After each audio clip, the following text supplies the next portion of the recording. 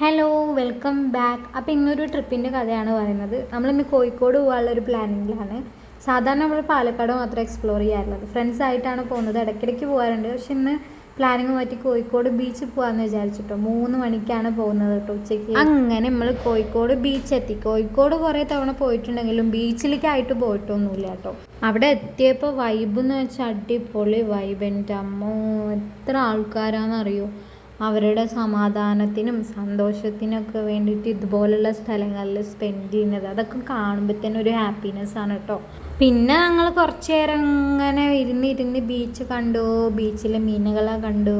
പിന്നെ കുറേ ആൾക്കാരെ കണ്ടു. പിന്നെ സൺസെറ്റ് കാണാൻ പറ്റിയില്ല, അപ്പോഴേക്കും മഴ വന്നു. അങ്ങനെ കുറേ നേരം അവിടെ എക്സ്പ്ലോർ ചെയ്തു, വായി നോക്കി. അത് കഴിഞ്ഞ് നൈറ്റ് ലൈഫ് പോയി കാണാൻ വേണ്ടിയിട്ട് ഒരു പ്ലാനിങ് ഉണ്ടായിരുന്നു. അപ്പോൾ കുറച്ച് സമയം കഴിഞ്ഞപ്പോൾ വേറൊരു ബീച്ച് സൈഡ് പോയിട്ടോ.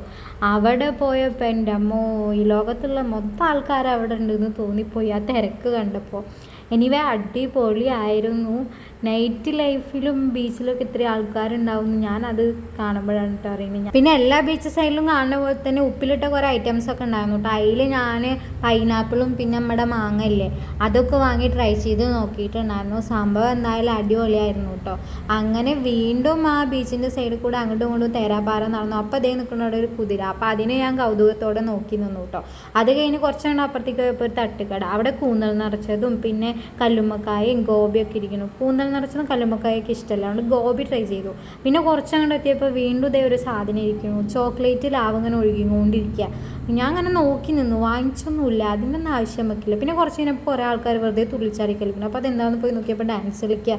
അങ്ങനെ കുറേ നേരം നമ്മൾ ആ ഡാൻസും പിന്നെ പൂരപ്പറമ്പിലെ പോലെ കുറേ സംഭവങ്ങളൊക്കെ അവിടെ ഉണ്ടായിരുന്നു കേട്ടോ. അതൊക്കെ നമ്മൾ നോക്കി എക്സ്പ്ലോർ ചെയ്ത് പിന്നെ നമ്മൾ തിരിച്ചു പോകാനുള്ള തയ്യാറെടുപ്പിലായിരുന്നു. അങ്ങനെ തിരിച്ചു പോകാൻ വേണ്ടി കാറിൽ കയറിയപ്പോൾ വണ്ടി കേടായി. സൺഡേ കൊണ്ട് ഒരു കടയില്ല. അങ്ങനെ ആകെപ്പെട്ടു. ഒരു അടിപൊളി ട്രിപ്പായിരുന്നു. എന്തായാലും നല്ലൊരു എക്സ്പീരിയൻസ് ആയിരുന്നു. പിന്നെ ഊബർ വിളിച്ചിട്ടാണ് നമ്മൾ വീട്ടിൽ പോയിട്ടുണ്ടായിരുന്നത്. അപ്പോൾ കോഴിക്കോടിലെ വിശേഷങ്ങൾ ഇത്രയൊക്കെയാണ്. എല്ലാവരും സപ്പോർട്ട് ചെയ്യുക, ലൈക്ക് ചെയ്യുക, ഷെയർ ചെയ്യുക, സബ്സ്ക്രൈബ് ചെയ്യുക. താങ്ക്